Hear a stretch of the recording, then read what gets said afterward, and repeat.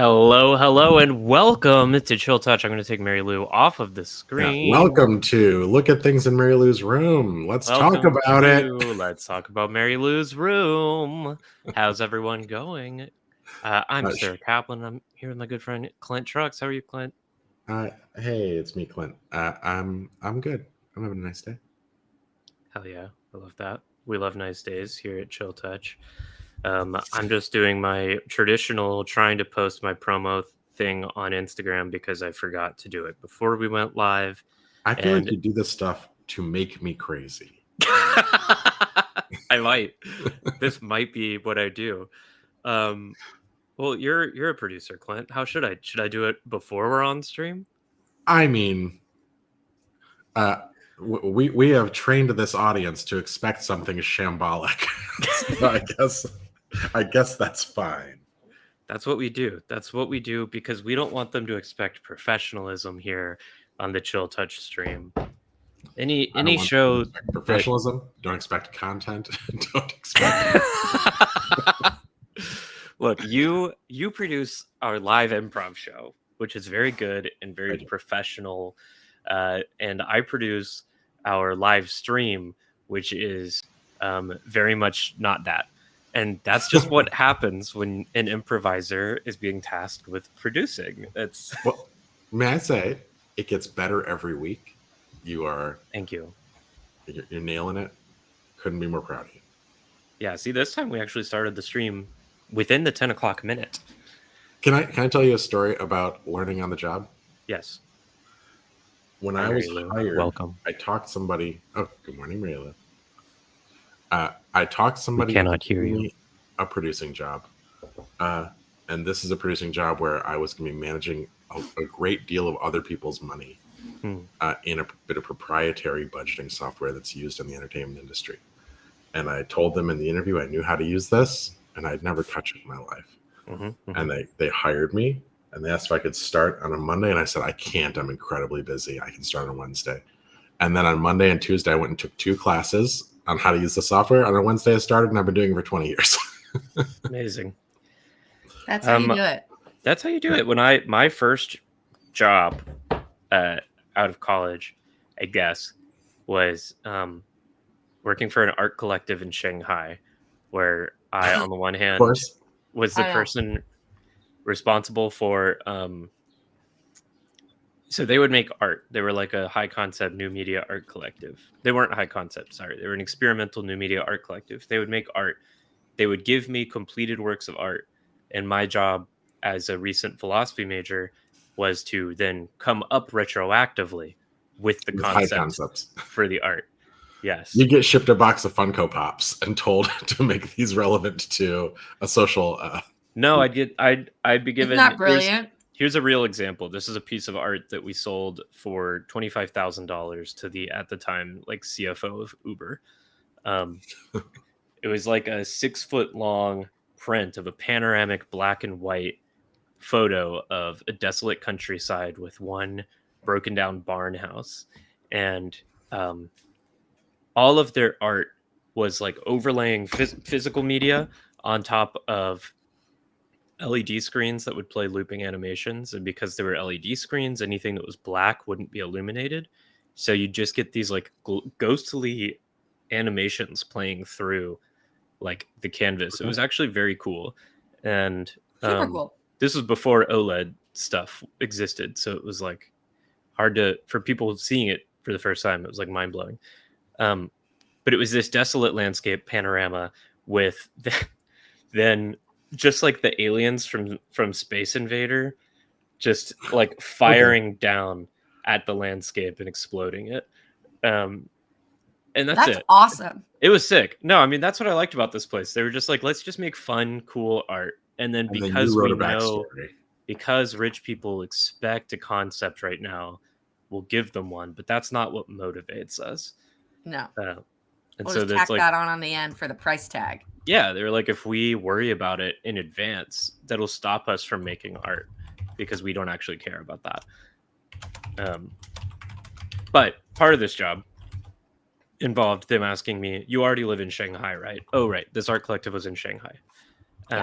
They asked me if I already lived in Shanghai, which I didn't. I lived in Houston. And then also part of their job was I was one of the animators, and they were like, "You know how to use After Effects, right?" And I said 100%, which I didn't.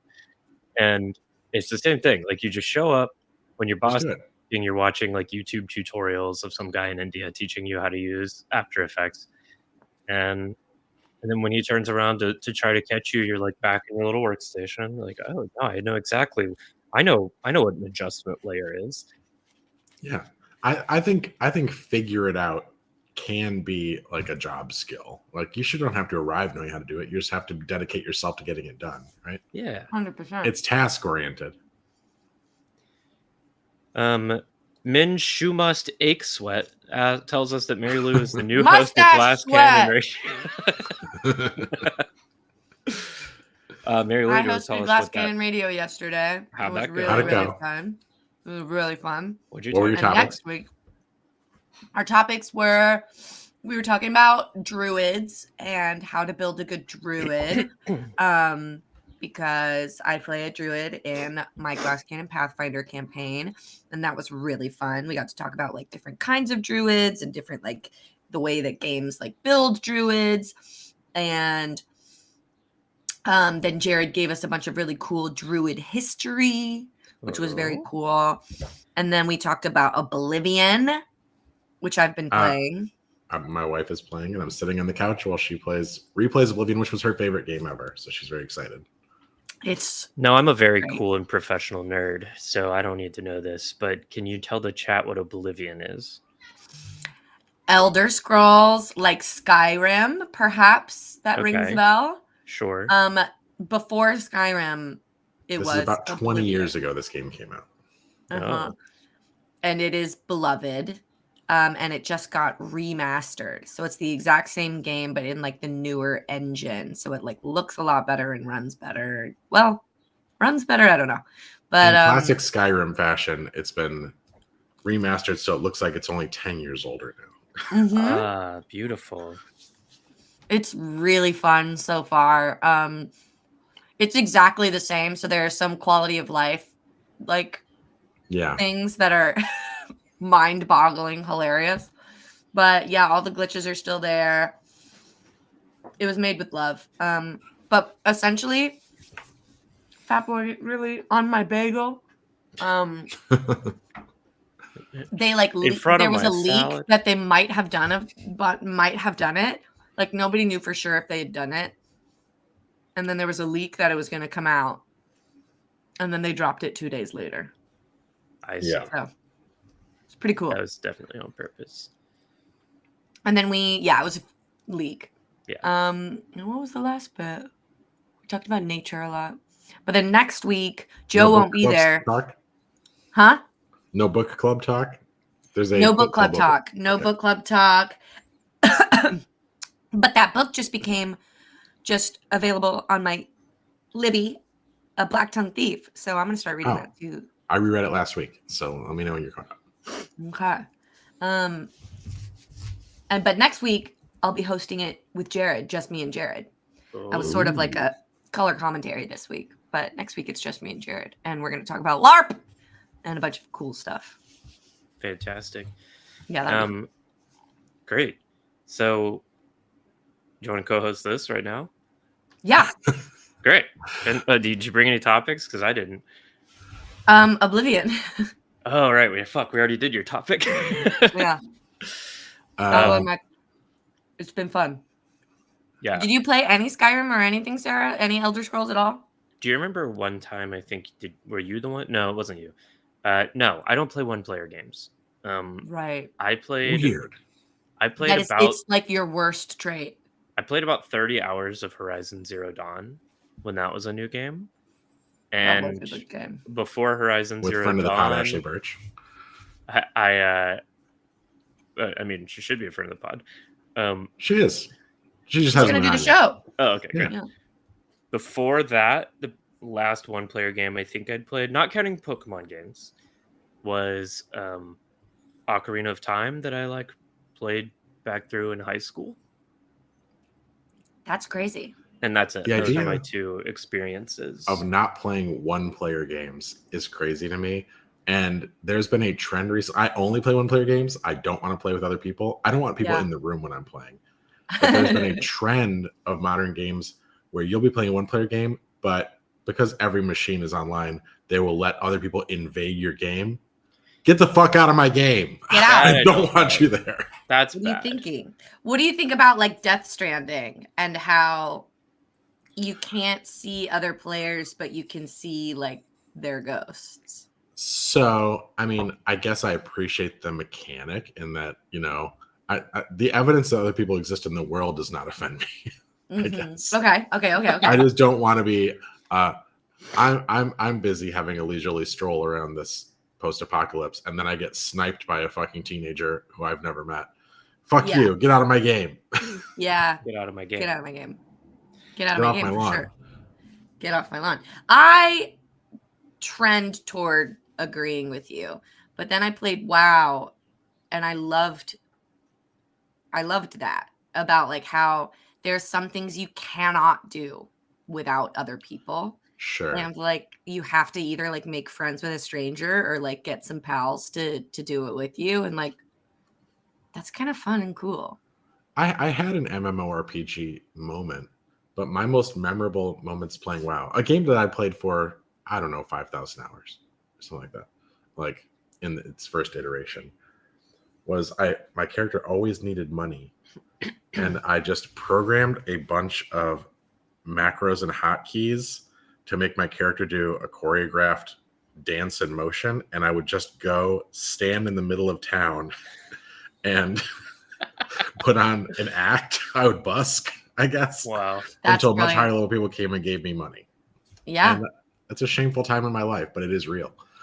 It's real and it works. Hot Boyfriend plays WoW, and he would do essentially the same thing.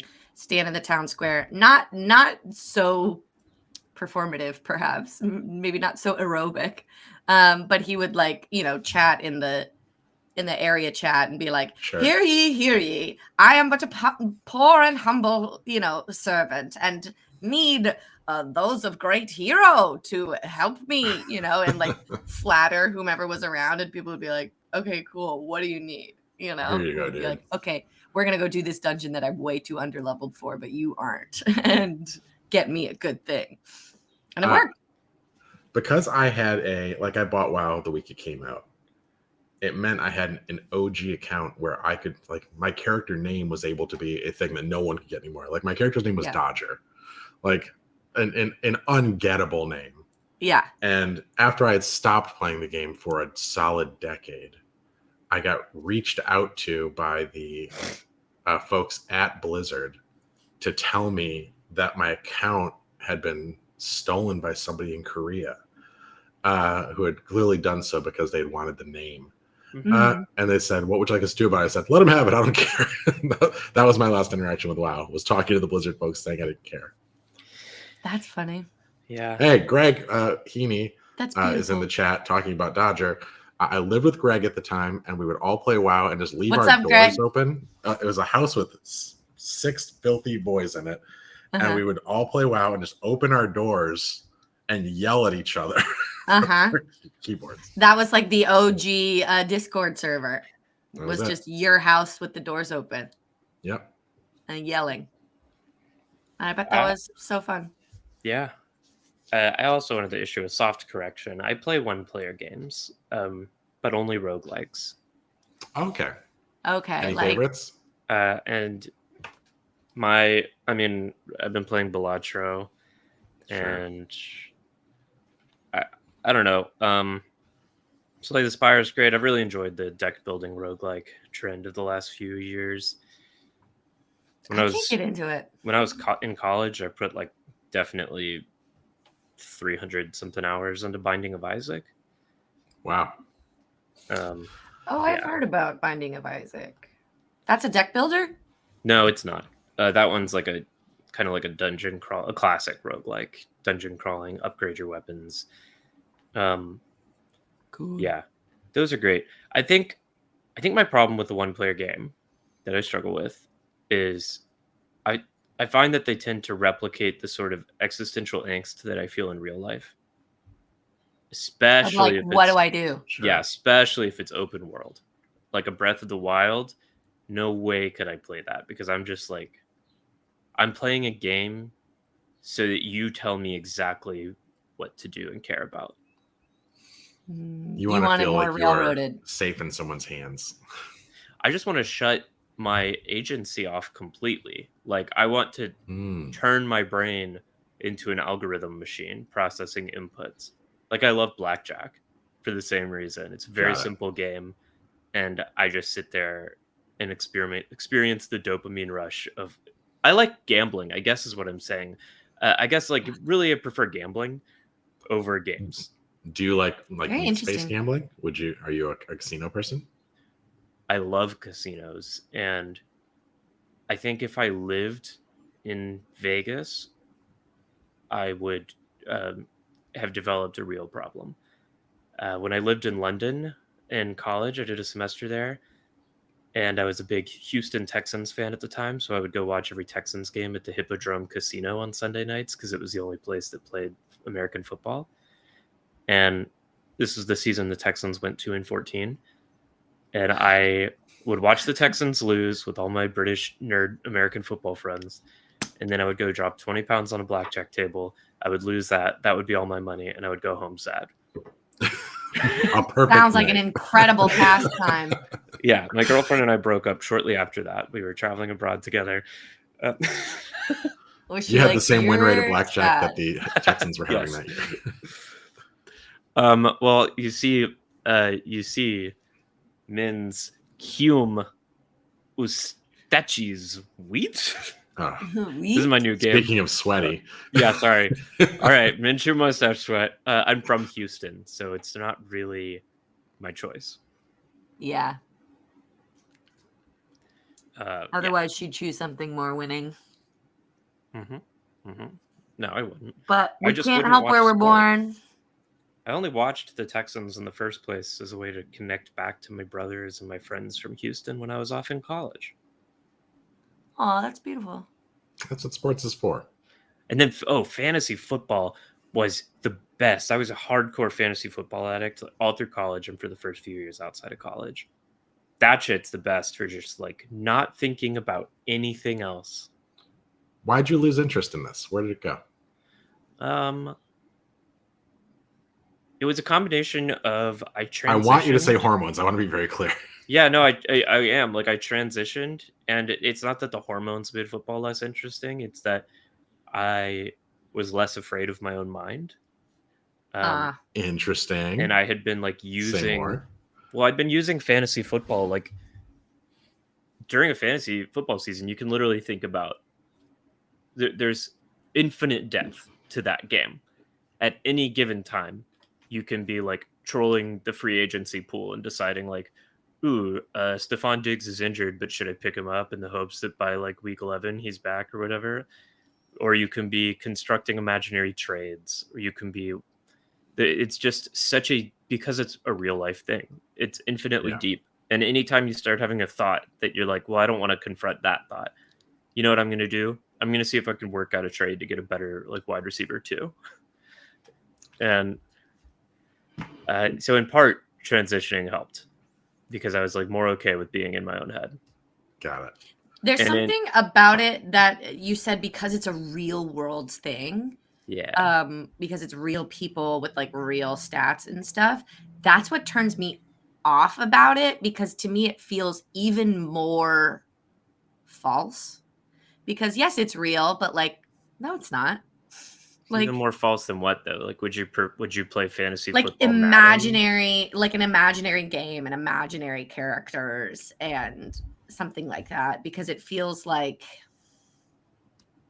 to me, it feels more like, the kid in the car with the toy steering wheel pretending like they're driving. Yeah, instead of just like I'm driving an imaginary car. I get that, but that's not how fantasy football works. Like, there's no pretending that you're driving the car. Like, it really is. You're still using their stats. It's a gambling game, all through and through. It's more like it's like going to the horse races and picking a horse to win. You're not like, I'm the jockey.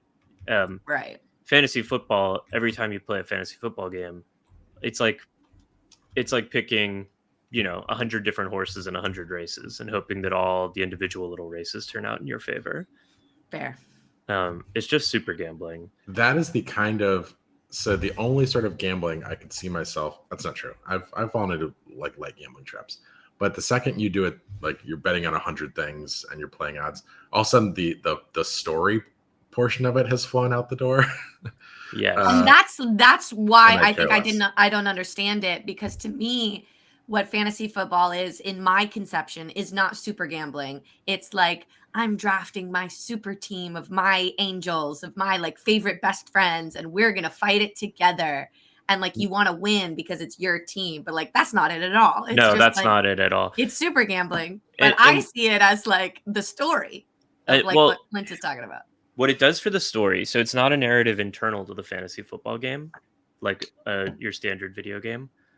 But if I have, I'll just, I have my football references are so out of date because I haven't watched football in a long time. But if I've got Tyler Eifert as my tight end and I'm watching the Bengals play, as a Texans fan, I normally don't give a fuck about anything happening in like a Bengals-Eagles game. But now that Tyler Eifert's my tight end, it allows me to care a lot. It like adds stakes to, instead of I get to watch one football game and have like a meaningful emotional experience a week, all of a sudden there's 16, and it like expands my universe of caring. And that's how the story works. It like adds narrative stakes to these other games that already exist. But nothing about it involves me as a player in that world. I don't know. It's a weird game. I think it's really evil, actually. I think it's extraordinarily addictive. And Minshew Mustache Sweat, I'm very against legalized sports betting on phones. I think it's horrendously evil. Yeah, truly deeply life ruining for like an entire generation of young men, mostly. Yeah. I mean, I don't know that it's any different from legalized crypto gambling that's on everyone's phones too, but it is just betting on like random number generators and hoping you make money out of it, which in a sense is kind of like the ultimate distillation of capitalism. But yeah, it feels very predatory.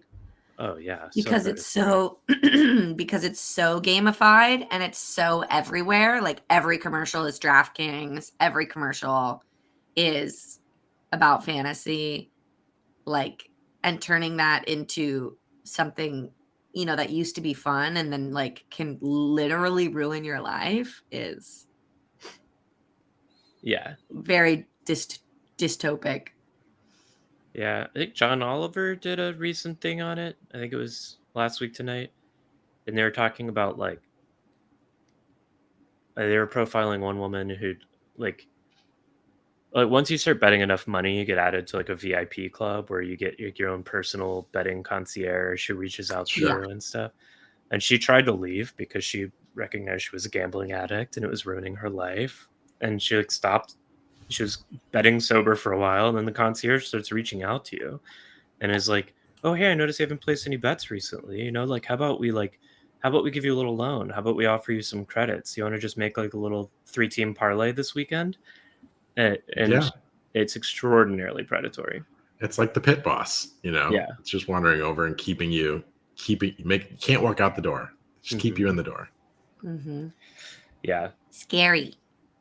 Yep. It's fucked up shit. Yes. Okay, but I want to touch back on stories in video games, Mary Lou. Ooh, okay. Because we've had this discussion a lot of times. And then I'll voice for y'all to pontificate on.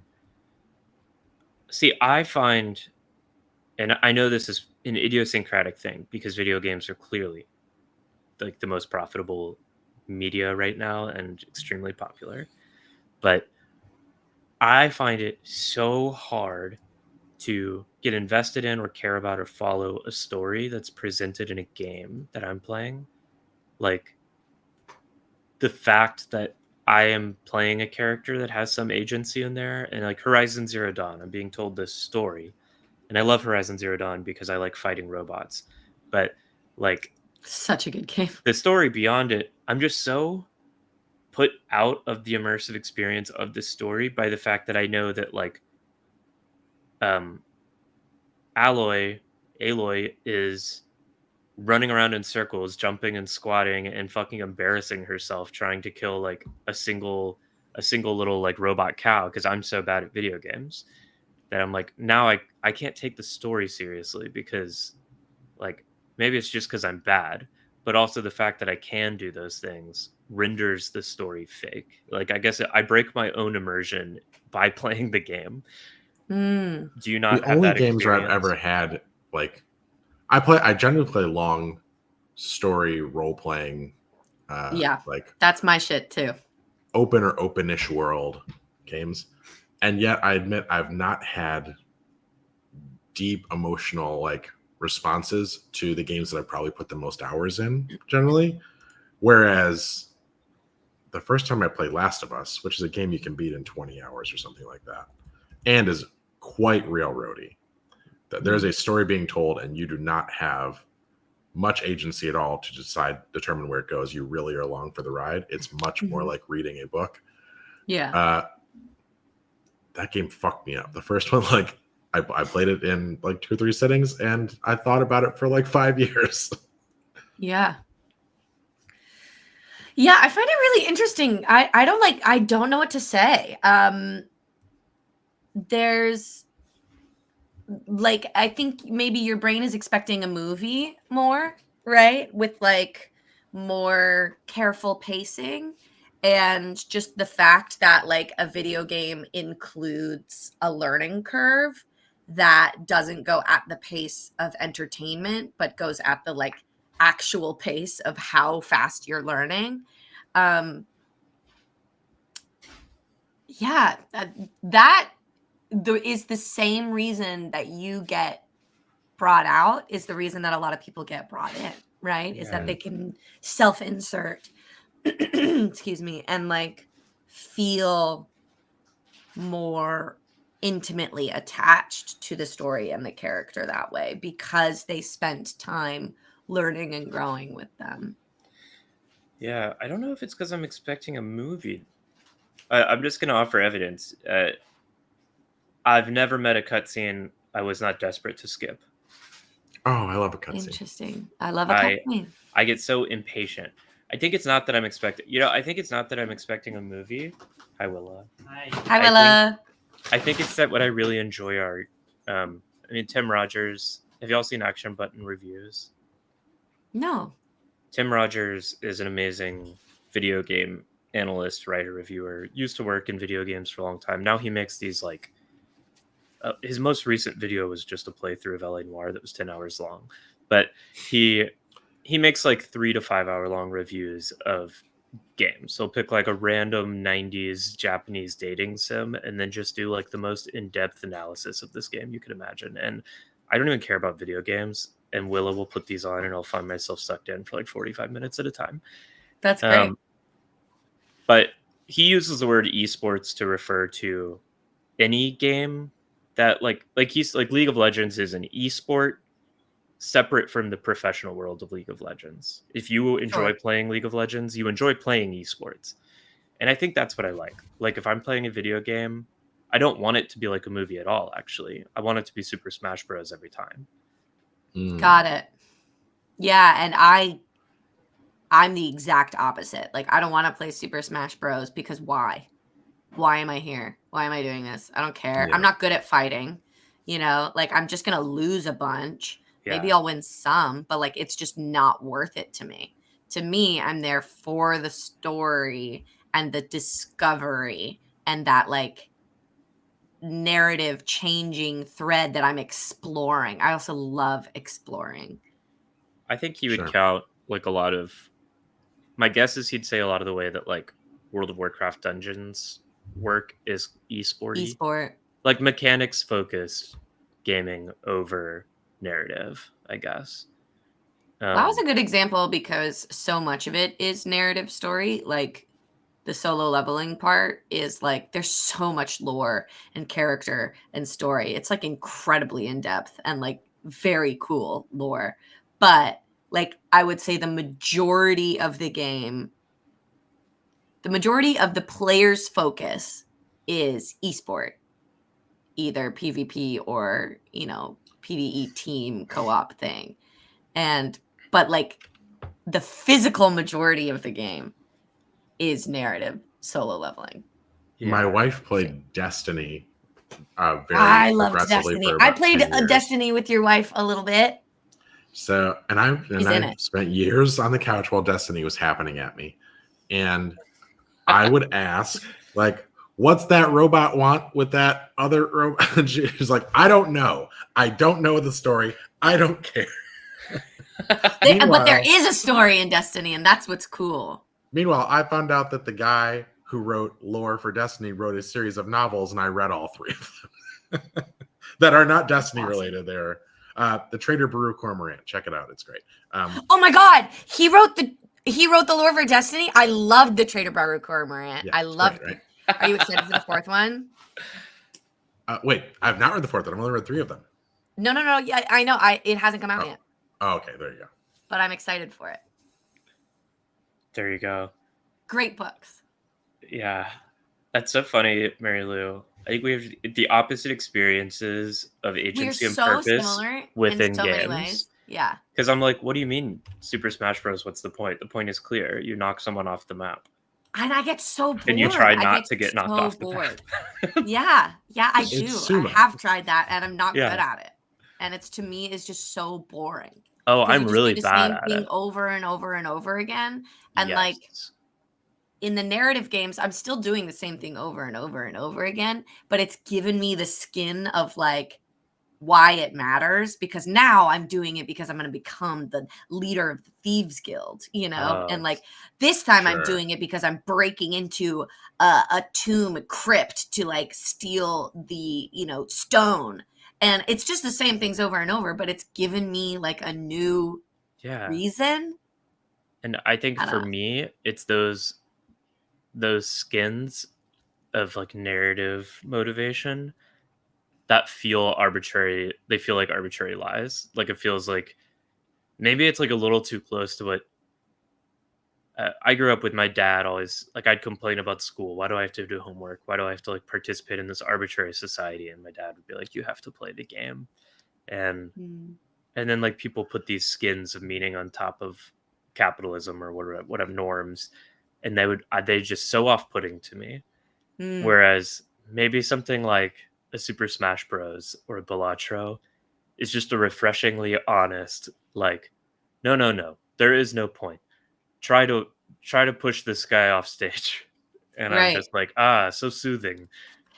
And meanwhile, I have like such a magical, I have a magical thinking in my daily life, right? Of like, I make meaning for myself, you know? And I don't know. Yeah, it's so funny. Yes. What about you, Clint? Like, where do you land in if our spectrum is Sarah to Mary Lou? So I probably lean slightly more your direction. I don't particularly care about the deeply mechanical. I don't really want to, which is funny if you think about my role-playing style at the table. I'm very much min-maxer.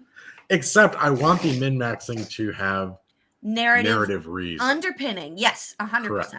And that's how I think I play ttrpgs too. Right. So, and if like an expression of power that is not have any reflection of character, I find far less interesting or satisfying. Right. Yeah, I don't know. I do sit in the middle a little bit. I was actually falling back on one of the things Sarah talked about, the thing from your father saying you have to play the game. Where do you stand on that now?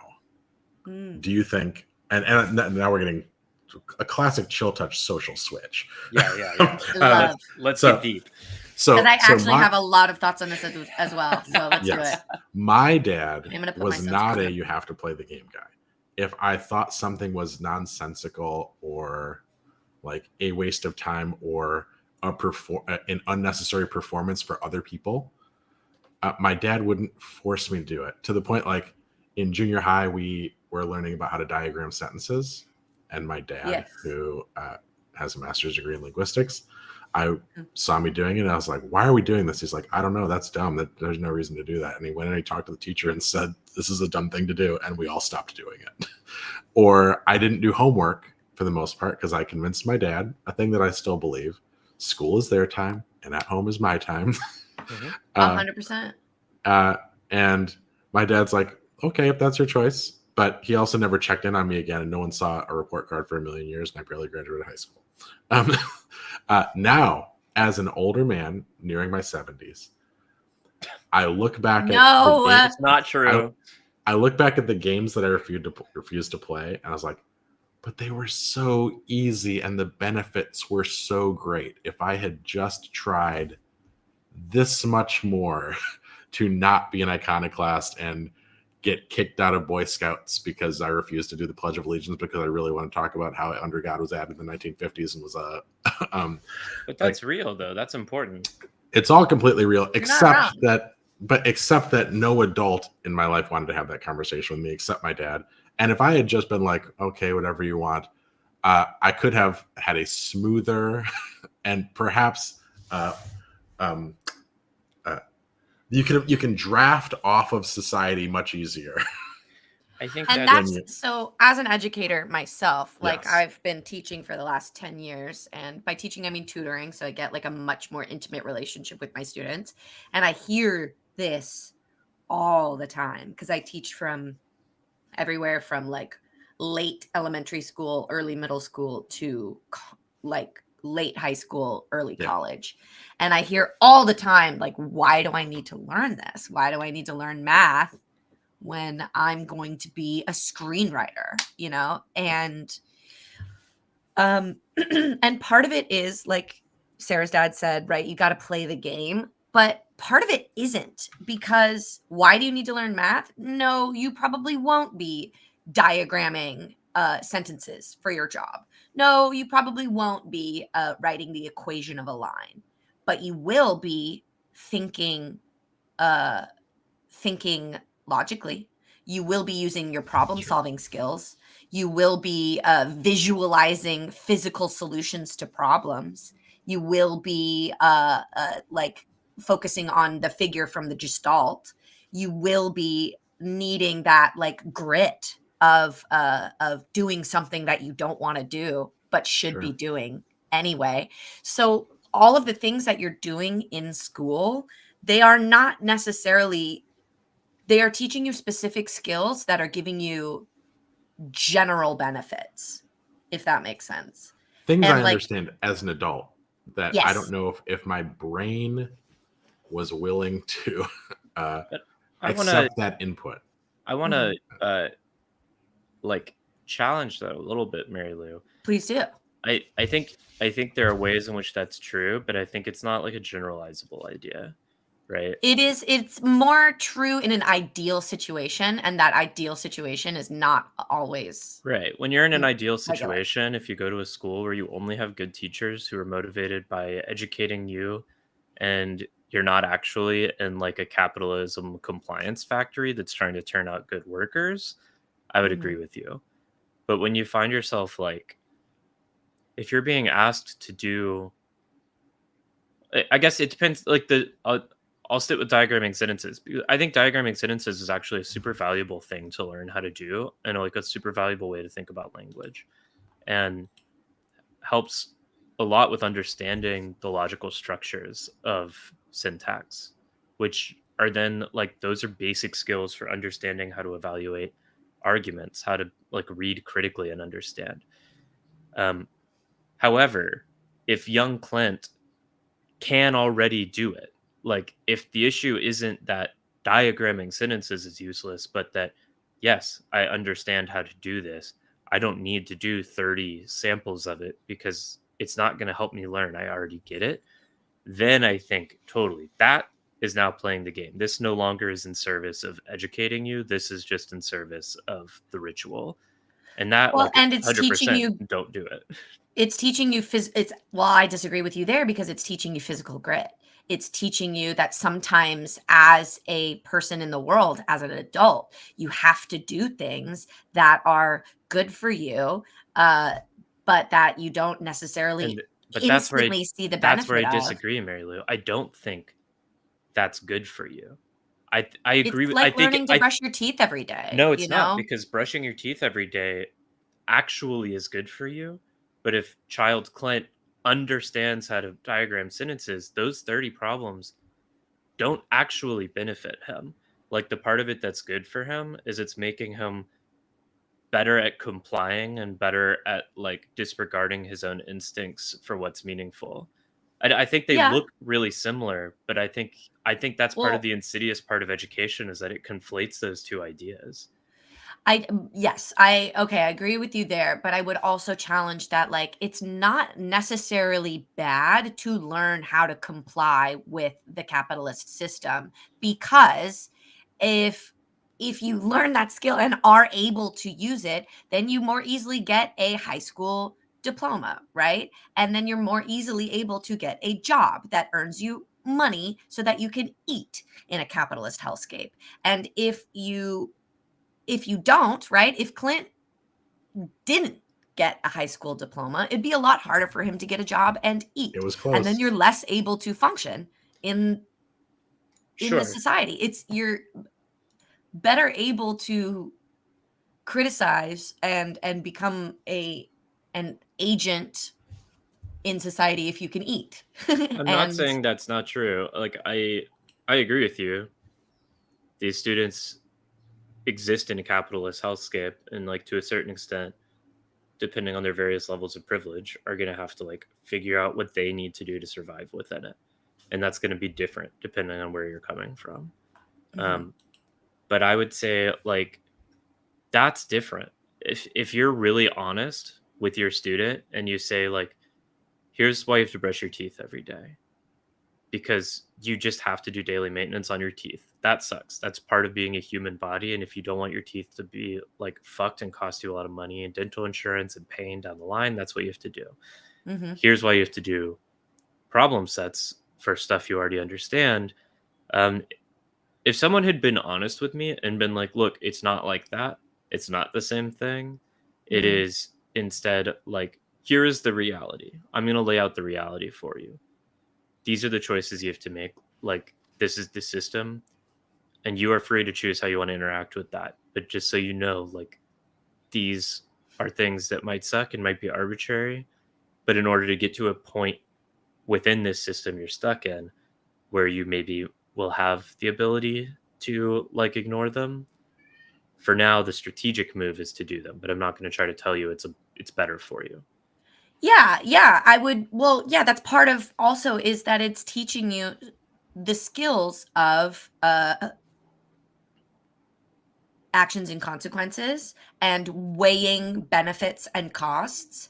I know. So a 30 problem set that you already understand, it is arbitrary and like you don't need to do it, but it's so much easier, kind of like what Clint was saying, is that like it's so easy to do it. And like But it's the not. benefit but it could be if you decide that it is, right? No, Like if you Mary. already say you Ah, understand it, if you say you understand these problems, do 30 more. Don't get a 0 on your homework assignment. Don't have to talk to the teacher. Don't have the teacher have to talk to your parents. Don't have the parents have to like talk to you and like maybe get a bad grade and then maybe you don't pass the class and then maybe you have to do summer school and right? Just like do it. It's the consequence versus like I I I you get see what that I in mean? no, 100% from the outside, I get that. But I also know, like, I know that you have to approach, like, it's your job to approach teenagers and convince them of this in part. Yes. Like, but I also know that you are just as ADD as I am. Correct. And sometimes you look at a sink with 4 dirty plates in it, and you Sure. can give yourself the same reasoning, right? It's so physically conceivably easy. You could Yeah, just do it. It would make your life better. But there's nothing about that that means it's actually easy. And sure. I don't know what Clint was experiencing as a kid. For me, like, it was more. psychologically painful to like genuinely painful to force myself to like cohere to something that I knew was arbitrary and stupid than it was to suffer. I just straight up was okay with getting zeros, Yeah. you know, like, Same. and to me that price harmed me less subjectively than sitting down and doing the easy thing. Right. And I don't think it's good to like in general, like there's two conversations. There's how do you help a kid survive the system they're born into in our society? Mm-hmm. And then there's the system of like what would our ideal society look like? And I don't know. I definitely think a society is better when it's one where kids are able to taught to like trust their own conscience and not contort themselves to fit arbitrary systems. And I am so in agreement with you, but I yeah, don't want to let go the idea that like we can teach children. I think I could have used more of this from an earlier age. We can teach children that like you can do hard things, and that's a gross simplification, but that like this can be uniquely hard for you and you can still do it. Like working harder pays off. I was like a gifted child, right? And so I didn't want to do things that were hard. I wanted to do the things that came easily. And when it was hard, it felt life ending, right? Like life ruining, destabilizing, that I wasn't naturally good at math, that I had to like work at it to understand. And I do think it's really valuable, especially for kids with ADD like us, to say that like, yeah, it's sometimes you look at 4 plates in the dishwasher and you're like, that's impossible. And you can sometimes do it anyway, like try. yeah.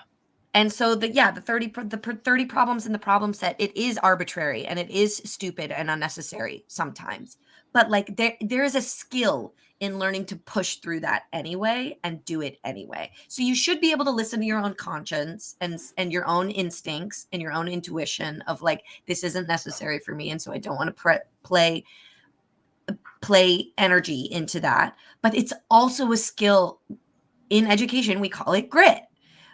That's a skill that you can work on. That's a muscle that you can improve, and it becomes easier the more you do it. And so, no, I don't want to pull teeth. I don't want to like make children miserable in school by like sitting over them and forcing No, them of to course. write, like, Yeah. And I know but you don't. yes. And like, I know that both of us know that we are both coming at this from the best faith arguments because we're both educators and we both care about kids so much. But I just wish I had more of that from a younger age. I wish I had gotten the idea more that like hard work leads to more success than just being naturally gifted and brilliant like I was. But I still think you're conflating two separate ideas here. And I might Like, be. I agree with you because there were definitely things. I guess, okay, it's two different ways that things can be hard. Like, it's hard in this like strange like executive dysfunction way, or it's hard in like this is like an intellectual challenge to me and I'm not immediately a master of it. Yes. I even if like the executive dysfunction way is a thing, like I will trust you that grit, willpower, whatever it is a muscle that can be exercised and strengthened. But I think that's different. That's just like a different thing from learning how to confront like the lack of instant mastery, because those are both struggles I have and they feel like different things to me. But Clint, you're the one who asked this question. You have a child, and also you have I a do. Child.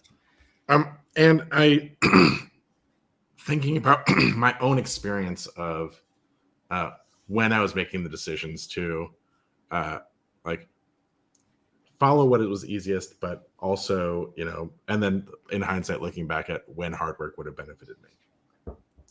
The thing that I think was my biggest impediment, which is only lightly related to the conversation just had, was that I found myself frequently in a sort of social combat with the adults around me, where the thing you've told me to do, I do not see value in, and the reward you are going to provide me, I have decided is meaningless. So I am going to, when you say I was okay getting a 0, I was very okay getting a 0. Yeah. And what success I had academically was when teachers didn't ask me to perform arbitrary tasks or even perform necessarily. Like I love to participate in a conversation in a class. Like I will do a reading and have a conversation, but I was just very, very bad at like daily assignments that didn't have to take place at my desk. Right. Yes, we were the same student, Clint.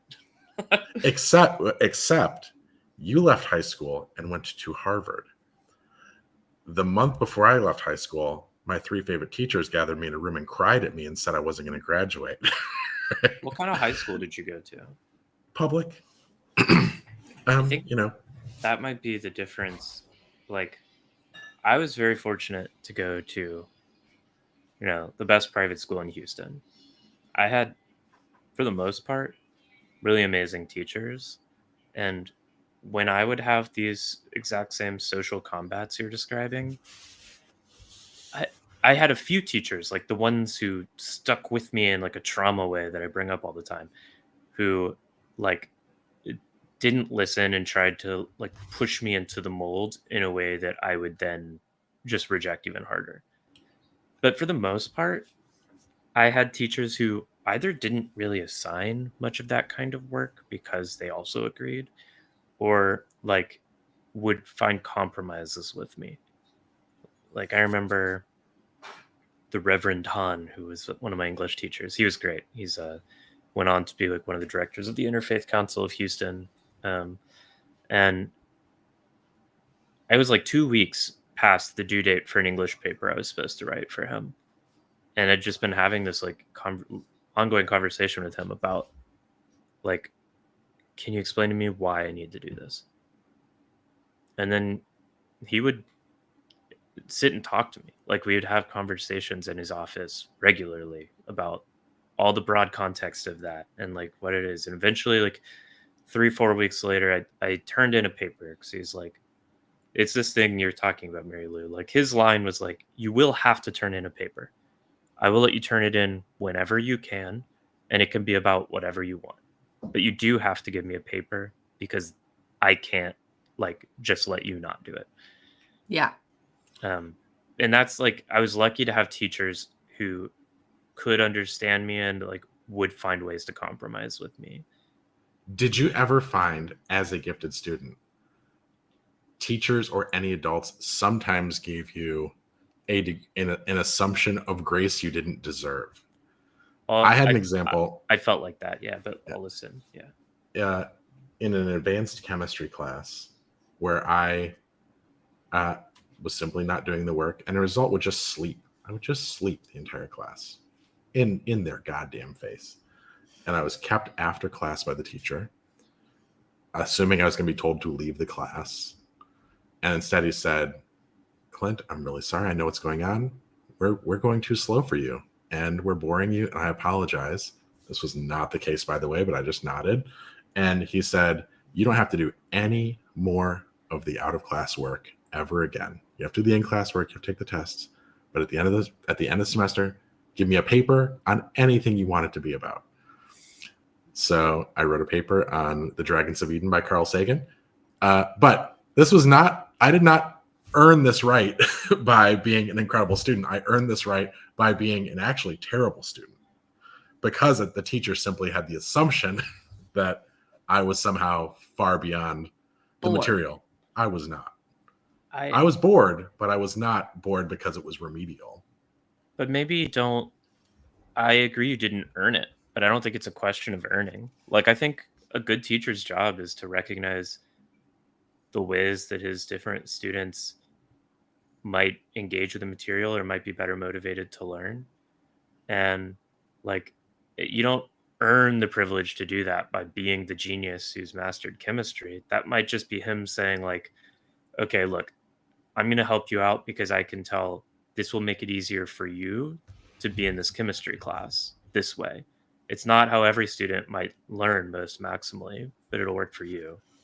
Well, I do feel like I got a benefit because of an assumption of my ability that the other students did not receive.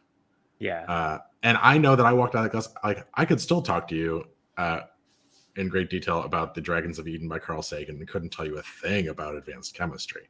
For sure. So I know he actually did give me a class experience that was more meaningful and I did learn more. Mm-hmm. But I'm curious, what did the other 28 students in that class walk out with? Because they didn't sleep during class. I think in an ideal world, a teacher would have enough bandwidth and resources and training to modify the class to suit every single student in the way that the teacher found a way to do for you, like whether they're advanced or not. I agree with you. There probably was this kind of bias or some idea of like, because I'm sure you were, whether you felt like it or not, whether you were a master of chemistry or not, you were probably clearly very smart still as a kid. I was good at adults. Mm-hmm. But Clint, like, you are just a very gifted person. You need to stop. It's a very uncomfortable thing to recognize, but like, you probably were. Like, it was probably more evident than you realize. And also, there's probably some kind of bias. Maybe the chemistry teacher saw himself in you. I don't know. Sure. I think that's awesome that you got that. Yeah, I had the ego that I was smarter than everybody else, but if anybody assumed that I was smart, I was like, I'm faking and you have no idea. Yeah, imposter syndrome. Yeah. I always felt like a grifter. Like, I was very committed to like being totally honest with my teachers, probably for similar reasons. Like, I'd email my teachers all through college. Like, I never turned a paper in on time. And I'd email my professors, 10 minutes before the paper was due. And I'd be like, I haven't written my paper yet. I don't have a good reason. If you need to give me a 0, I understand. But like, otherwise, if you can offer me an extension, I'll try to have it in whenever you need it. And yeah, I always got extensions and I always felt bad about it, but it's the only way I could like do it. Like, I couldn't write the papers until an hour before the extension deadline. I didn't have good grit, I suppose. Joseph in the chat just asked a very interesting question that I'm going to follow up on. So, actually, the Mary Lou question is what I was looking at. So you, as a child actor, had on-set tutors for a portion of your academic career, which is the like a closer to one-on-one interaction teacher to student than most people will ever receive. Mm-hmm. Did you think that was that a time in your life when you think you were academically being like well taken care of, or were these people who simply needed to fulfill your hours to get you back to set? Yes. Yeah. So there were two different situations. There were two different set teachers, one for the series regulars and one for the recurring and day players. Now, for the chat, will you quickly explain the top line of, I know this based on, because I have to hire children, in terms of California labor law and education, what the requirements are when a working child comes to set to provide for their education? Absolutely. So a working child, and that is someone under 18, is only allowed to work 9 hours a day, and 3 of those hours must be spent in school. I will tell you, as a person who pays these people, it's a sliding scale based on age. Oh, that's new, I think. Or maybe I was just younger, and so there was no sliding scale. But it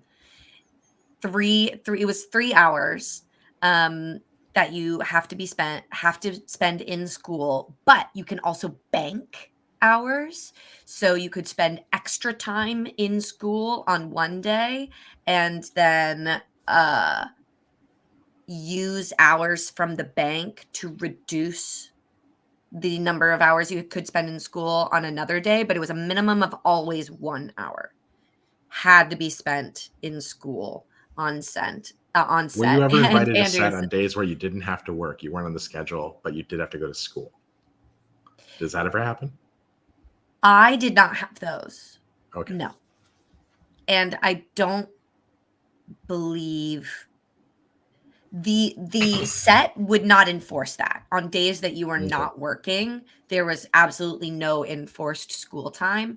It might be more like, so the series regulars kids, the kids that were working every day and were not enrolled in a physical public or private school, they might have their own requirements. But usually those were programs that were based on like a semester like tests. So like they were essentially like, here's the material, you do your own thing with you and your mom, and then you come in every once in a while and take a test to prove that you went through this course. But it was generally a joke. Oh boy, there we are. Yeah, there you are. A little unfabulous. Yes. So that was like you 4 of the main characters. 1, 2, 3, 4.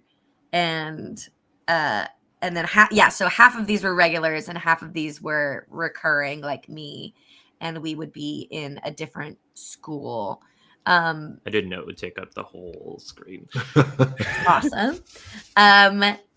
And so the regulars that were not enrolled in a physical school, their teacher would be more engaged with them and would like work them through whatever materials they had from their homeschooling programs. And they weren't all necessarily in the same homeschooling programs, but whatever materials they had, they would work through it.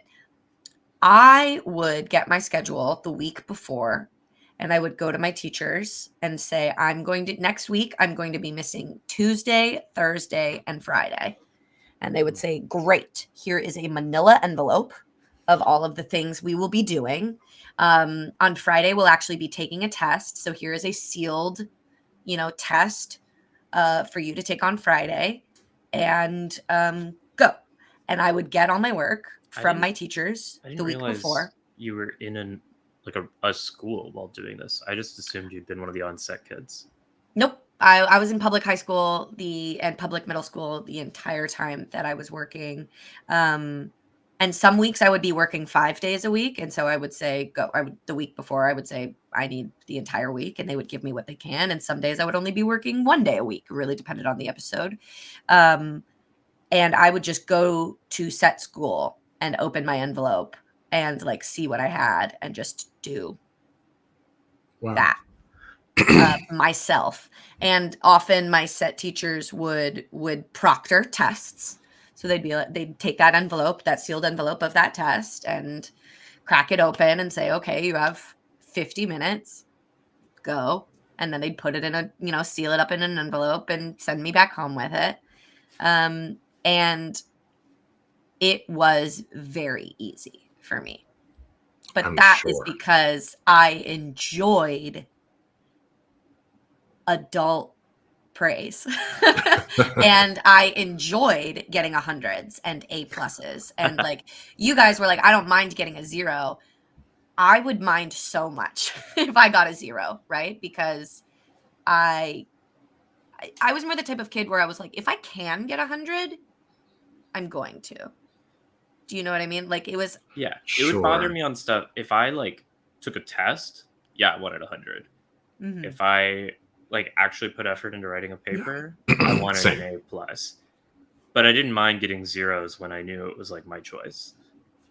Yeah. Absolutely. That, I couldn't relate to that.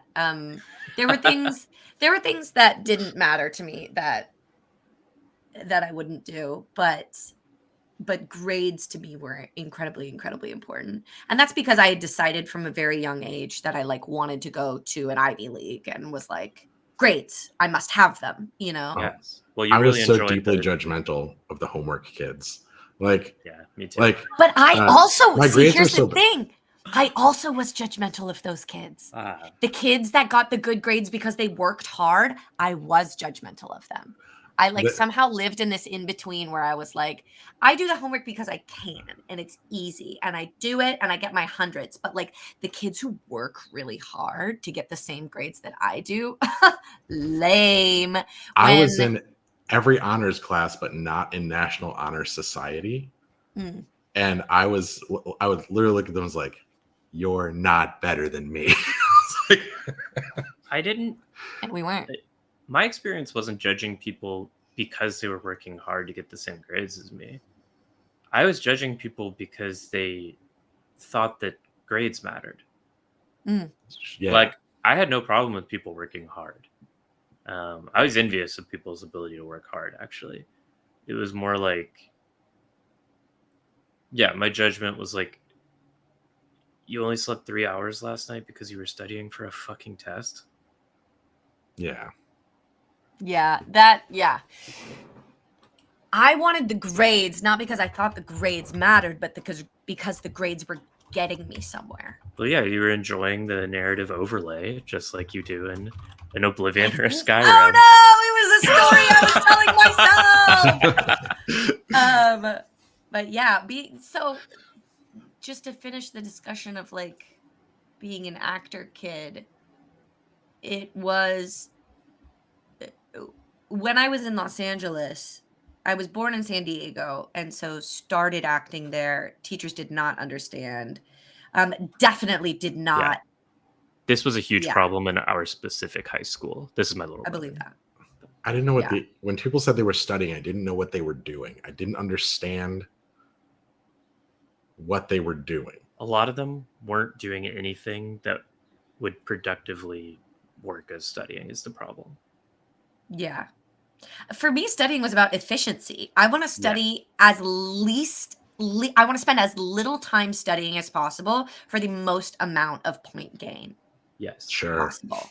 So it was efficiency, but just saying that like, yeah, I studied for 8 hours last night and only got 3 hours of sleep. I'd be like, that's not efficient. Because now you're not performing at your highest level because you didn't get enough sleep. Yeah, you're going to get a bad grade because you didn't get a full night's sleep. And you saved the Adderall for 8 a.m. the next day. You didn't do it the night before. Yeah. I hadn't even heard of Adderall. I wish I had. It would have been awesome. It was the only way I could write papers in high school. I literally had never even heard of that. Which is crazy. Didn't even know it was possible. Given that you were a child actor. Yeah. Aren't you just surrounded by drugs? No, because you had a good mom. Yeah, I had a great mom. We missed the drug era of Hollywood, sadly. The idea of drugs on set is not a thing. Not anymore, no. Yeah, that's fair. I worked with a line producer who was the first AD on Dukes of Hazzard, and he talked about how he would the TV show? The TV show. Fuck. He would go to the honey wagon, do a bunch of cocaine, walk to set. By the time he got to set, it was time to do more cocaine. So he would just do a big circle all day. He said he walked about 4.5 miles every day just from where the cocaine was to set to where the cocaine was to set. Brilliant. Look, Clancy, if your parents have the resources, I think this is a more honest way of motivating a kid than convincing them that whatever like matters with a capital M. Well, then it turns into external motivation versus internal motivation, and that's a whole thing. So but that's the whole point, though, right? Like, it depends on this separately. Yeah. I wanted to pull back something Joseph said that I think is useful to answer your earlier question, Clint, about like, would I get the benefit of the doubt as a gifted student? Yeah. The answer is 100% yes. So Joseph and I went to the same school. I was 3 years ahead of him. And I got away with shit all the time that Joseph, for whatever reason, Joseph's a very smart guy. But he was less of like, I guess, a classic gifted kid than I was in high school. And Joseph would get in trouble for shit that I did all the time. And he'd be like, I just got detention for this. And I'd be like, you're not allowed to do that. And from the same teachers. In fact, the fact that I think like when you would have teachers who taught me, he would get in trouble even more. And because you're not like Sarah. Maybe. I don't know, Joe. I don't know what your experience was with that, but I felt bad. I felt bad about that from the outside. Joe, would you say you were a class clown? Like, or would you say that was a stereotype that was readable from you? Also, And Joe, then, there's no fucking way I would have used AI to write anything that I put my name on. I struggle with this so much because so many of my students are it's just like, this is what I do. What do you mean? Yeah. This is just how you do it. My students are now treating their assignments because they know that their teachers grade it with AI. Oh my God. So when They they write do? it, that's what my students told me, that they put like their teachers' responses into AI, like ChatGPT, and ChatGPT says like, yeah, 100% AI wrote this. It's just And two so computers talking to each other? it's just two computers talking to each other. So now he's writing his assignments going, he'll like make his thing and he'll be like, tell ChatGPT change this so that you would give it 100%. Jesus Christ. You know what? It just tells me the entire last hour conversation we had has become meaningless in the last 2 years. Like, none of this is real anymore. This is, oh my God. Mm-hmm. You just blew insane? my mind and depressed the ever loving fuck out of me. And so at that point, I had to be like, good job. Because like he's at least playing the game he's been given, you know? Yeah, he's not gonna write this paper, but at No. least he's like developing the problem solving skills of like, what do you want? How can I give it to you? So at least that's a skill that he's like that's what's so working much on. even before AI. I feel like that's what so much of school was teaching. Like, and Yeah. And Scott, I don't think that's bad. our mutual friend Scott, my best friend from middle and high school, and Mary Lou's friend from college, The reason that we met. will tell you 100% like that is how he treated school when he was younger. It was not about learn. Like, Scott loved learning. He was a huge nerd, but Big with nerd. anything related to school, it was, how do I game this system? Mm-hmm. And he's very good at that. And he went to Princeton, and then he went to Bain, and then he spent years as a consultant as part of the specific class that's been like strategically destroying any concept of like society we've had. And like, that's the people you train. Sure. And that's the people you send out into the world, and that's what they do, is they game the system instead of seeing themselves as like a part of a functioning, cohesive community. Mm-hmm. Without judging Scott at all, you've almost backed down to the very first thing that the reason I brought this up is I wish I had just realized that just doing the game would have made the road easier, right? Yes. It had very little to do with, it's not a sweat equity situation. No. It is a just tick the box that they're expecting to see ticked, and they will give you less attention. And But this is why I like have so much trouble with the idea of like, I work with kids on college admissions essays. I have to help them understand what the rules of the game are and how to game them. Yeah. 100%. And I hate that. That's what I do with testing. Yeah. I also work very hard with these kids to be like, you don't have to go to college though. I just want to remind you, you don't have to go to college. You don't have to go to a fancy college. I have a lot of friends who are so successful and cool who didn't go to college. Like if you want to go to college, this is how you do it. But again, there's other options. Because I think the fact, like, Scott's like a good guy and also comes from a rich family. So Scott did his 3 years in consulting, destroying the world. And then like it felt wrong and he wanted to do something else. And he had the family resources to be able to do that without like having been trapped in golden handcuffs or whatever, or having student loan debt to pay off. But most of them don't. And I think like there's so many ways to make your life easier within bad systems, right? Like, I didn't have to come out as trans, Like in a lot of ways, that would have made my life easier. But it's the commitment to like the authentic life, even inviting the hardships, that makes it like meaningful and is proof of its value to me. And Yeah, there's there's a different balance, kinds of easy, right? Because you were right? also like fundamentally like stricken But when that's you what I'm were. saying. It felt like to do these assignments, Mary Lou. Yeah. Yeah. But I guess like I know there's always a balance. There's always, of course, there's shit I do that I compromise all the time with the system I'm in that I have to. I'm gonna pay a street cleaning ticket, even if I think it's bullshit, because like it's I don't want simply to go to easier jail. than going to Yeah, it's jail. easier. But it's like I think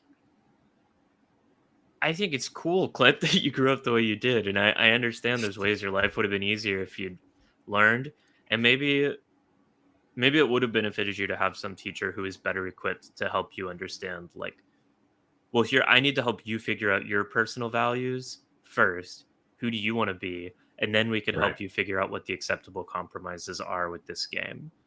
But like, I don't think it's good to just say, well, kids should just get better at playing the game, because that's how you get a society that ultimately is destroyed by like vain consulting nerds. Like Mm. 45% of my graduating class from Harvard went to work at hedge funds, investment companies, or consulting companies. That's 45% of like some of the most talented people of our generation. Not that Harvard like equates to talent, but it's maybe loosely correlated. They're at least the people who are the best at playing the game when they were Mm. younger. And those people went on to do stuff that was purely harmful and like useless for society. And that's what you get. You get kids who are good at playing the game. That's what they do. And they devour the world. Forgive me. I have to jump I to know. go see a movie with my Speaking lovely of wife. devouring the world. I saw Sinners last night. Oh, we gotta. I'm leaving to go see it right now. Say nothing until I leave. So I haven't seen it. good. I haven't seen it. I want to. I want to very quickly, specifically for Sarah. So we both did competitive academics in high school and college, and I was on the quiz bowl and college bowl teams.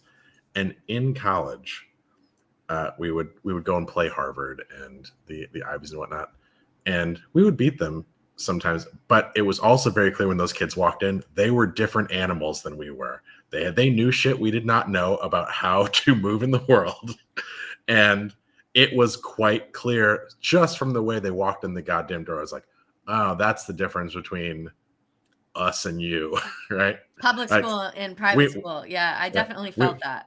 We know plenty of trivia, and yet somehow there's no doubt who's the winner when we walk out of this fucking room. You guys won, right? That was the case. Well, enjoy Sinners. I will. Goodbye forever. Bye. Okay, so you haven't seen Sinners, right, Sarah? I haven't seen it, but I want to. Have you seen Monkey Man? No. Oh wait, Monkey Man.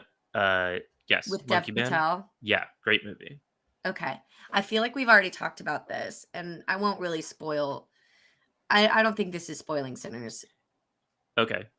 And even if it is, I don't care. If you don't want Sinners spoilers, stop listening.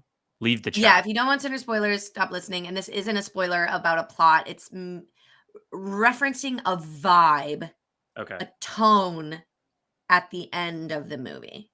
And one that I also saw in Monkey Man and recognized instantly when I saw it in Sinners that I'm loving, which is the current trend towards, or rather away from,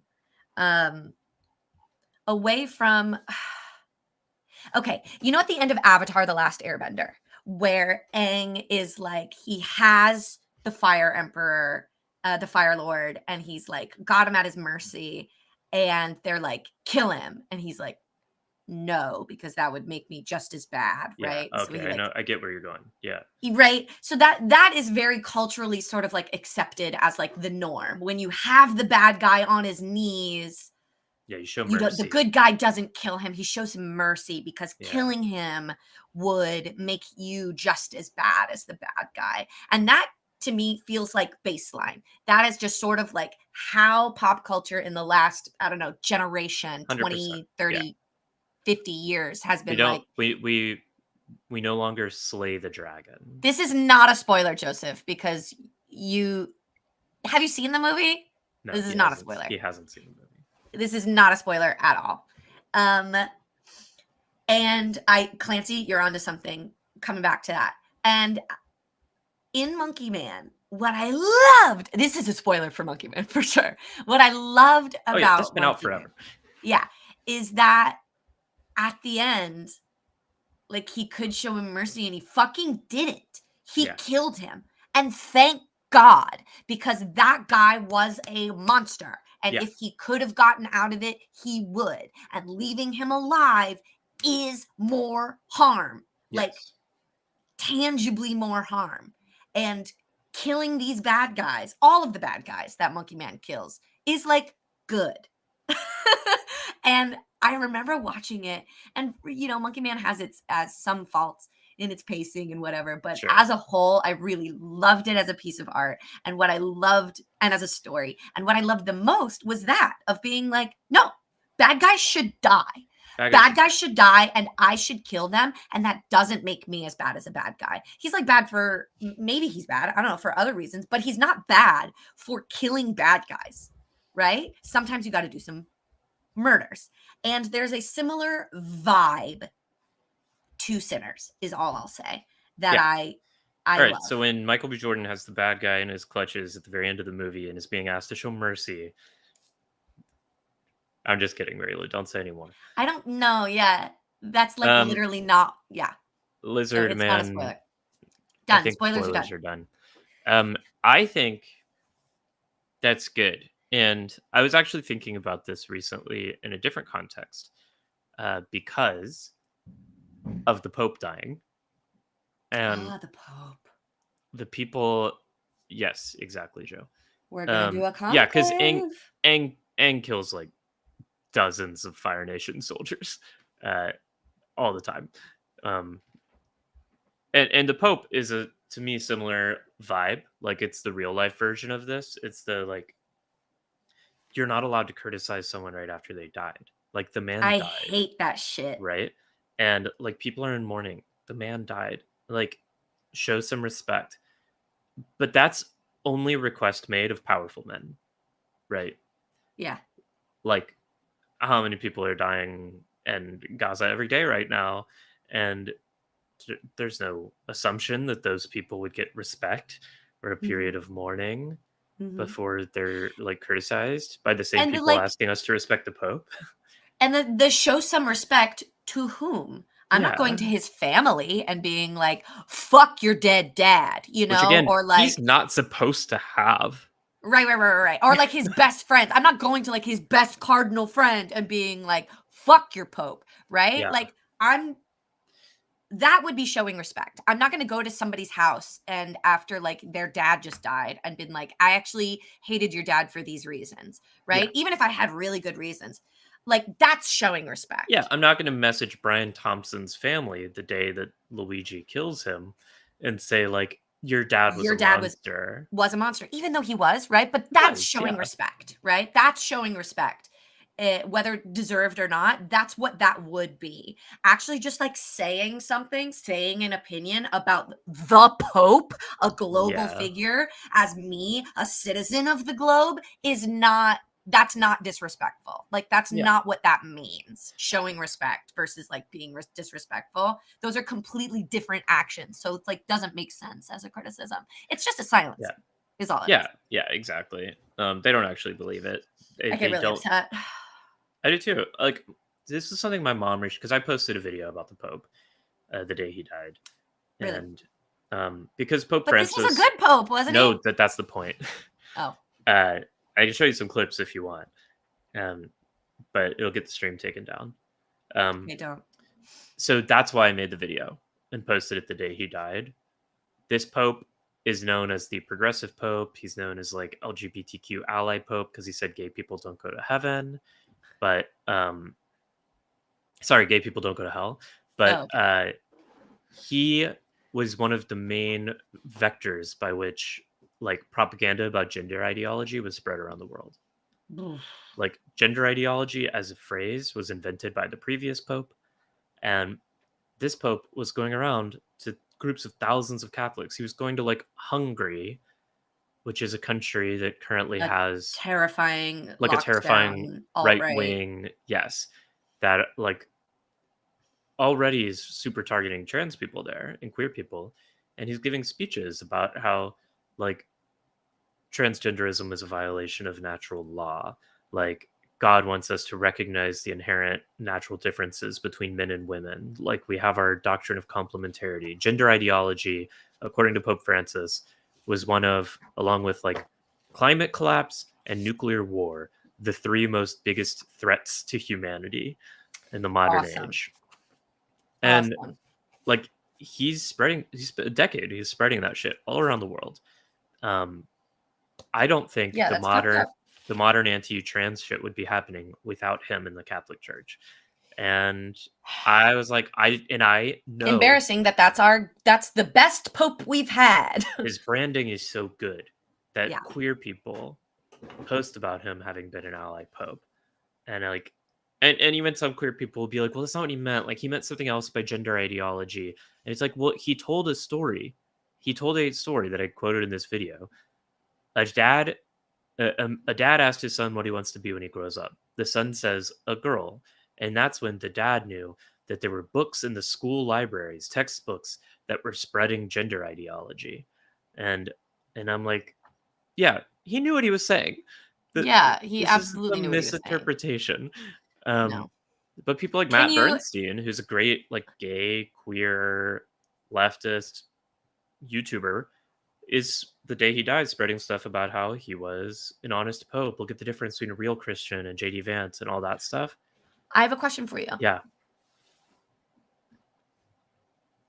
Can you celebrate, and this is saying can you, not should you? Yes. Celebrate that this pope had an aura or a reputation as LGBTQ ally liberal pope, whether it was deserved or not, like whether if in actuality he deserved that is sort of the reputation he has. Is that a success and something that is that phenomenon something that can be celebrated as progress for the Catholic Church, even though it's not real? The reason I would say, I mean, you can do anything, but the reason I don't think we should is that it ends up providing cover for the harm that the Catholic Church has been doing. And like, do you think it can be used to spur more progress? I don't think so. I mean, maybe, but I just don't think that the people whose politics are going to be changed by what the Pope says, like, are hearing what he's saying. And the gay people who feel good about having a gay ally pope wouldn't be acting any different if they didn't. Like, I think, can you celebrate it? Sure. Like, I'm sure it felt nice for the gay Catholics, but I think if you're going to celebrate it, it has to be within the context of acknowledging, like, the harm he caused to other parts of the queer community. Like, a lot of progressives and leftists really liked him by the end of his tenure because he was critically, like, supportive of Palestinian people, which I totally get, and was he cool. Was, and like that's cool. huge. That is pretty iconoclastic for it a is. Fucking pope. And like, to me, that's more of a thing where it's like, can you celebrate that while acknowledging the other ways that he was like a regressive force globally? And I think you can. Like, I just think you have to do both. Like, you have to do both. The problem comes in people wanting to paint him as good or bad. Sure. And like, in my video, I didn't say he was a bad pope, actually. I said, I know a lot of people think he was a gay hero. Here are the things he's been saying about trans people. I'm not like saying anything else about whether he's a good or bad pope. Absolutely. I'm just saying, like, here's why I'm not going to mourn this guy. Right. But, and for the record, that's not disrespect.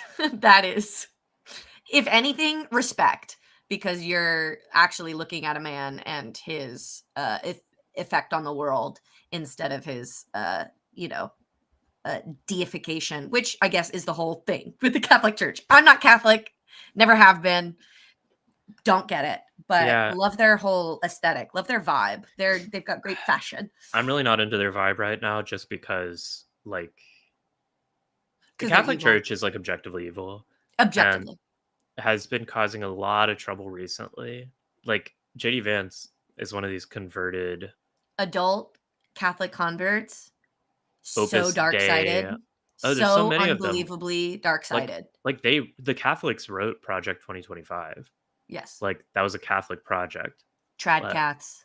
Yeah. Like all the people who are afraid of JFK being too Catholic or whatever. You mean RFK? No, I mean JFK. Like when JFK was running for president, people were like, "Oh, he's a papist." That he was too Catholic. Yeah. And like what's happening now is the evil Catholic Church. 100%. I think there's this veneer now because of the ways people like incorrectly criticize JFK or Biden, or like Catholics. Catholics have long been the subjects of conspiracy theories. Sure. That doesn't mean the Catholic Church is one of the oldest and most powerful institutions in the world isn't engaged in conspiracies. 100%. Yeah. And we have proof of that. Like we have so much proof about the Catholic Church engaging in conspiracy that it's gone into pop culture. It's now a joke, right? Yeah. That like we have movies and TV shows and jokes about the Catholic Church and the secrets that they've, hidden over the years about literally sex trafficking children and like hiding and protecting abusers, like literally. Yeah, that's the other thing about Pope Francis. Like he was not interested in figuring out what to do about those child abusing popes, which is the whole big thing, right? Like that's their whole big thing. It's it is what it is, dog. I mean, but okay, so back to the original connection here. Oh yeah, sorry. That to me, that's the Aang Fire Lord Ozai moment. That's the us being asked, "Oh, show mercy. He's just a little guy." No, fuck that. Yeah. And Clancy, right, scroll way up. Clancy said something about that is just powerful men asking for mercy.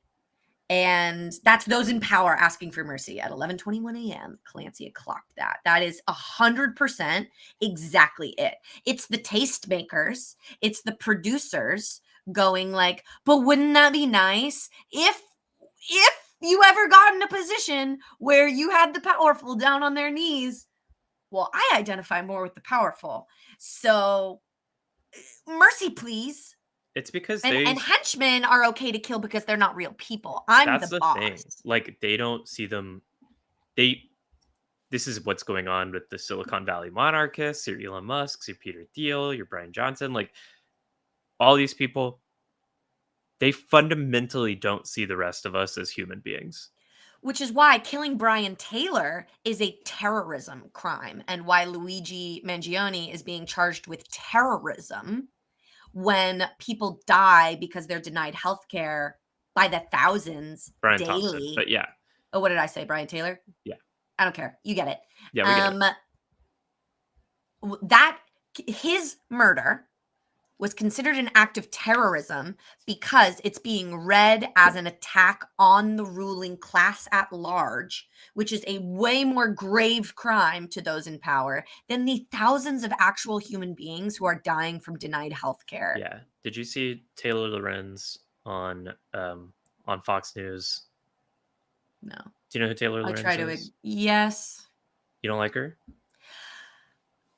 She has her. She's. She annoys you? Sometimes. What? She annoys you? Yeah, she's annoying. She's kind of annoying, but I like it. She's kind of cringy. She's kind of chuggy. Kind of chuggy, kind of cringy. I think she I think she plays into too much the like. I don't know. I think she's an easy target. Maybe that's what I mean. She's an easy target and like a neolib sort of like. I disagree. Yes. Like I think she's not. I think she's actually quite sharp and good. I do think she's sharp. I think she does what she does so that she can get onto platforms like Fox News. But word. Okay. I see that. like, yeah, she's on Fox News talking to one of these fucking guys. I don't remember his name. Insert generic old Fox News talk show host here. Mm-hmm. And he keeps wanting to pin her down on that. Like, can you agree that people shouldn't assassinate? Can you agree? Will you agree to morally condemn? It's the same thing they did with Hamas. Will you morally condemn Luigi Mangione? And it's 10 minutes of him trying to pin her down on that. And every time it would cut to her, she would use the opportunity to say, like, what I'll agree with is that I don't think we should be killing anybody. And when the American healthcare system had leading to 70,000 people a year dying because they don't have access to health insurance, then yeah, like I agree, killing is bad. That's 70,000 people who are dead who shouldn't be dead. That's like mothers and fathers and like people, human beings, over and over again. And he keeps trying to force her. Like, she just refuses to engage in the discussion he wants to have, and has 10 minutes worth of time on Fox News speaking to the Fox News audience to say, like, isn't it fucked up what the health insurance companies do to the American people? That's a really great point, and I hadn't been really considering that. Yeah. Because it's true. That's way more fucked up. Yeah. That's 70,000 times more fucked up. Like, we can numerically quantify that. It is more fucked up. You can't be like, every life is a world. Yeah, sure. Every life is a world, and sometimes it's 70,000 worlds, right? Like, and it's just, and so I'm really enjoying that in popular culture. I'm seeing a shift away from that. I saw it in Monkey Man first, and I saw it. I smelled it in Sinners, and I think that's kind of fun and cool. Kill bad guys, kill them, show no mercy. Yeah, there's nothing more frustrating than that. And I mean, it's not like it's sort of a joke in superhero things, because like the only reason the Joker is Batman's arch nemesis is because he won't fucking kill him. Kill him! How many people die because the Batman won't kill the Joker? But that would make us just as bad as them. That would make us just as bad. And what would happen if everybody took vigilantism into their hands? I don't think they would. Sorry. I don't think that everybody would be like, well, if Batman killed the Joker, that means I have to kill my boss. Like, I just don't think that's going to happen. And the people who are more likely to adopt a vigilante attitude are going to do it anyway. Like, yeah, it's cops with fucking Punisher stickers. Yeah, and Clancy's right, because building new and charismatic villains is hard. Like, if the Batman did kill the Joker, like, it would be hard to make a new villain. But then, like, don't give him situations where he could kill the Joker and not. Yeah. Then just the Joker gets away. Have you heard of the show Go Go Loser Ranger? No, but I'm intrigued. It's very fun. It's in a Power Rangers style universe. Like, a big monster floating island has descended on the Earth 13 years ago, and there are all these monsters and monster bosses and their henchmen. Cool. And now it's 13 years later, and every Sunday in a big arena, the 5 dragon keepers, who are like the Power Rangers, they're Power Rangers, it's a Sentai, fight. Every Sunday at a scheduled time in a big arena, the monsters send down a new monster boss for the Power Rangers to have to defeat. And they do, and every time they're saving the Earth. And like, that's awesome. Yeah, we find out very soon. It's in like the first episode. It's the premise of the show that the Dragon Keepers, the Power Rangers, killed all the big bosses 13 years ago. They wiped them out immediately. So they're making new ones? And the henchmen in this monster world can shapeshift, and they're also like immortal. There's a way you can kill them, but if you just kill them with normal weapons, they'll just go back to their floating island. So every Sunday, one of the henchmen have to come up with a new boss idea and create a new big monster. And one of them has to shapeshift into it, and they go get killed by the Power Rangers, who use this as a show of force to justify, like, basically they've taken over the world because they're the protectors of Earth. Got it. Yeah. But the monsters on Monster Island, they don't want like the Dragon Keepers to know that all of the big monsters are wiped out because No, then they kill know. them. No, They no. know. Everybody knows. They're slaves. The humans don't know. The Power Rangers The are Dragon, evil. yeah. They killed the bosses, and they have enslaved these immortal shapeshifters into play acting the villain to justify their domain. Fascistic. That's amazing. That's really funny. Yeah. You're stinky. You are stinky. He needs a Look at this bath. stinky man. He needs a bath. Yeah, he does. Cats don't need baths often. Like, that's not a thing. You shouldn't be giving cats baths. But he is stinky. Give him a So I bath. think I will be sticking him in the shower, soaping him down, let him run around in there a little bit. Yeah, Go-Go Loser Stinky Ranger, man. highly recommended. It follows one of these shape-shifting henchmen who decides enough is enough after 13 years, after coming up with 750 different monsters. He's going to take them down for real. Wow. But no, that sounds fantastic. I might. But he's make very that my new weak show. because he's just a henchman. Well, yeah. Yeah, no, it's good. Yeah. Obsessed. Yes, exactly. Go-Go Fascist Rangers. I'm liking Oblivion a lot. Clerpdonk. I've never played it before. I played hundreds of hours of Skyrim, but never Oblivion. So it's like Skyrim, but new. It's the best ever. It looks like Skyrim. It sounds like Skyrim, but it's just a completely new story. And I've played tons of Elder Scrolls. So like, I'm still very familiar with Cyrodiil and like the world and the Emperor and the Elder Daedra Scrolls. And blah, blah, blah. It has no crossover officially with Song of Ice and Fire lore, right? Correct. Okay. But it is that germ. It is that germ vibe. It's good. The lore's pretty good. It's like it should be. It's great. He's a good lore guy. Great lore guy. Yeah. I need some kind of new show. I've just been getting so many coffees, Mary Lou. I've just been a coffee maven. You are a coffee maven, but that's how you like get out of the house and you meet new people, and like that's so exciting and cool. It is, but I need to stop doing it a little bit. I need to be a bit more give myself some time to just veg, because I do require that time. So do I, very much. Do you have it where if you have one thing on your calendar at like 4 p.m, your whole day kind of feels busy? Correct. Yeah. Yes, and I can't do anything until that. I know, it sucks. That. Yeah, it's there. I do know. Yeah, I have a student at 2, so I can't do anything until then. I have to play video games. Yeah, it's gonna be noon. What are you gonna do? You're gonna start washing your dishes and then have to stop to do this student? Ridiculous. Because if you start washing your dishes at noon, there's no way you'd be done by the time your student happens at 2. Or even worse, what if I am done and then I have a smaller, even more awkward amount of time to deal with?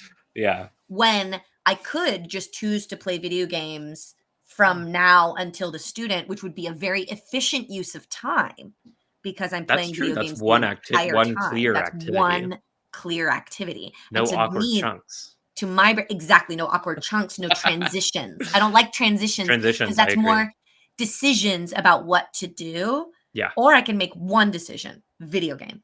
That's so for true. Yeah, decisions Stinky are man. Well, on that note of having to do bad transitions, I have therapy today at noon. So I say we end the stream a little bit early because I need to eat and drink coffee before I have therapy. I think that's a really good idea. I'm going to make some lunch too.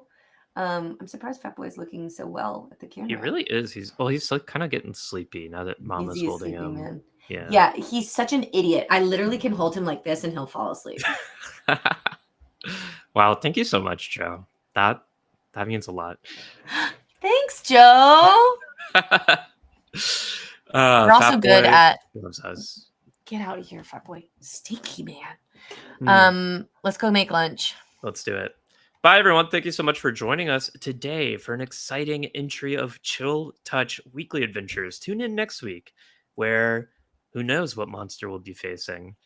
But it definitely won't be a henchman because we're definitely not fascists. Definitely not going to be a henchman. We only fight big bosses. Huge big bosses that are really threatening to you. Yeah. And so you need to trust us to defeat them every time and also give us all your money. Actually, if you don't come back to the stream and you don't subscribe, the monster might win. Yeah, humanity might die. So Ooh, we don't want bye, that. everyone. Bye.